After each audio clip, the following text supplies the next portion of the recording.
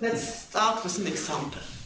I took two groups, a group of order 6, a symmetric group of degrees 3, and the symmetry group of the square, the dihedral group of order 8. And I look at the rational group algebras. They look quite similar, in particular this two-dimensional component here.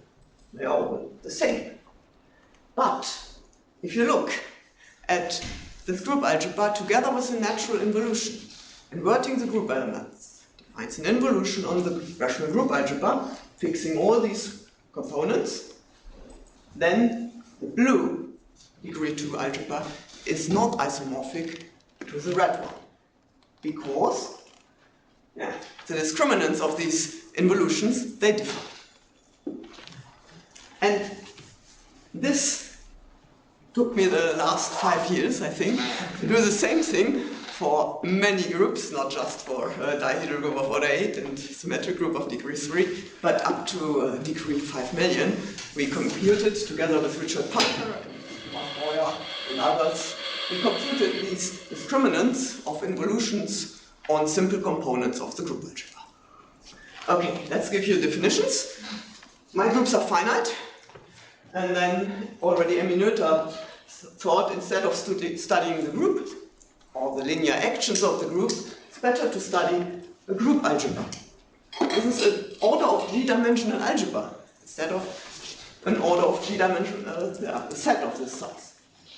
Well, because it's a semisimple algebra, and you can use the theory of semisimple algebras to study this group algebra. Well, all these algebras are matrix rings over division rings.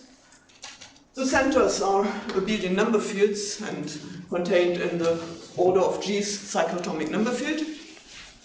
The division algebras have also some nice invariants, uniformly distributed invariants, and one somehow knows which division algebras occur as in the simple summand of this group algebra. Okay, also the character degree divides the group order, and of course the group order is the dimension of the algebra. All these are known, very well known. Okay, but now I study this algebra together with a natural involution. And all the direct summands are invariant under this natural involution, because rational components, and I call a simple rational algebra, Schur algebra, just for this talk. So it's a simple algebra with an involution, this one here, if it occurs as such an AI, and the involution is of course the restriction of this natural involution to this component.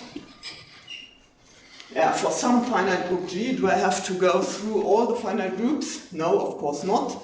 If I have this algebra, then I can look at the unitary group of this algebra with involution, and then I find a finite subgroup such that these matrices in this group span A as an algebra. This is equivalent to saying that it occurs for some finite group G. Okay, so let's see. How to define the discriminant.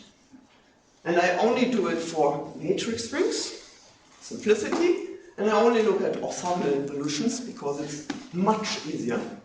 Orthogonal involutions are those involutions that are given by a transposition and then conjugation with a symmetric matrix. This is an orthogonal involution. And then the unitary group is of course just the orthogonal group of this quadratic form. And the discriminant, well, I define the discriminant of the involution just as the determinant of f. Well, this depends on the choice of a basis, but the square class of the determinant of f doesn't. And the discriminant is some up to a sign that is the determinant.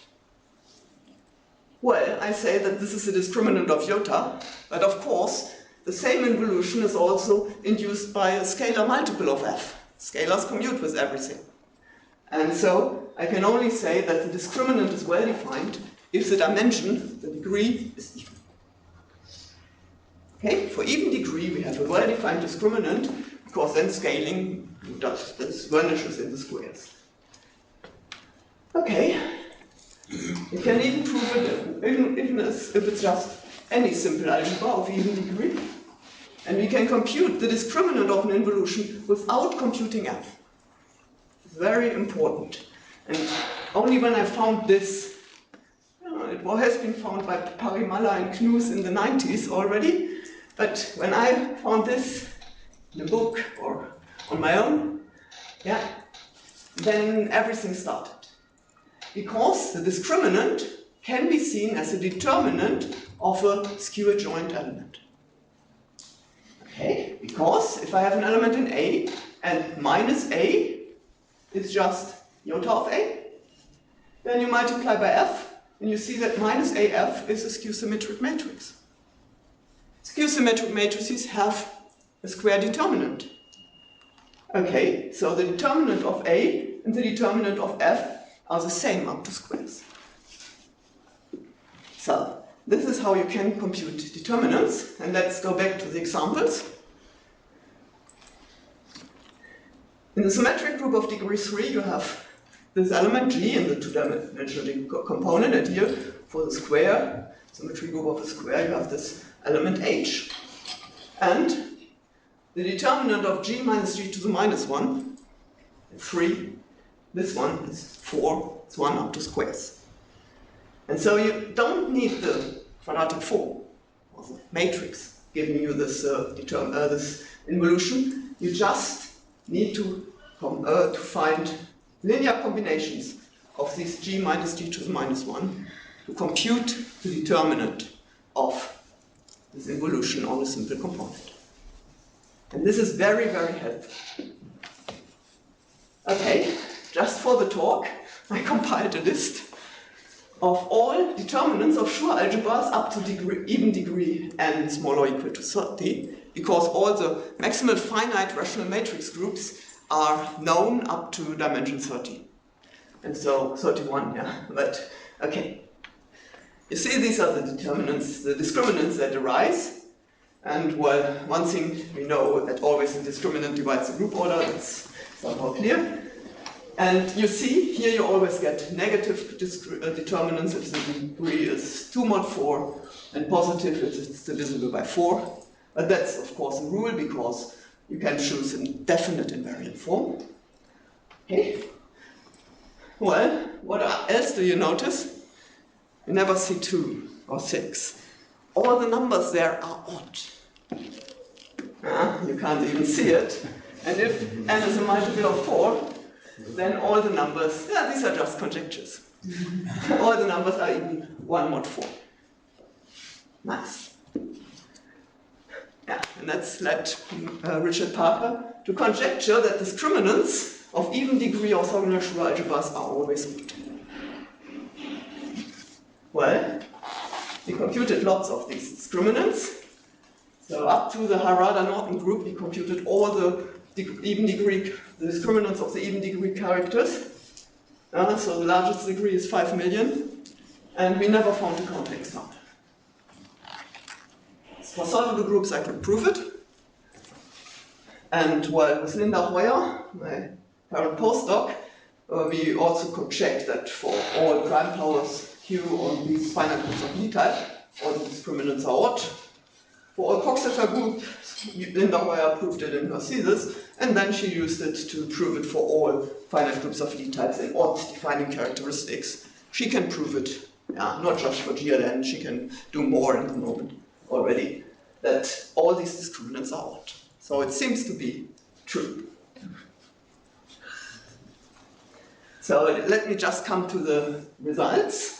So we computed with Richard Parker and Thomas Breuer all the discriminants for the Atlas groups up to the order of the Harada Norton group. And well, if you have a square class, you can always do a quadratic field extension. Square class defines a quadratic field extension, and there you leave the class of abelian number fields. These discriminant fields are not necessarily Galois, but only for sporadic groups. Not for the groups of Lie type and symmetric groups. I don't. Only for these sporadic groups. And well, I continued to computing unitary discriminants, discriminants of invariant Hermitian forms. They are only well-defined modular norms, but nevertheless, you can compute them. It's my master student, David Schlang. And there you find discriminant algebras.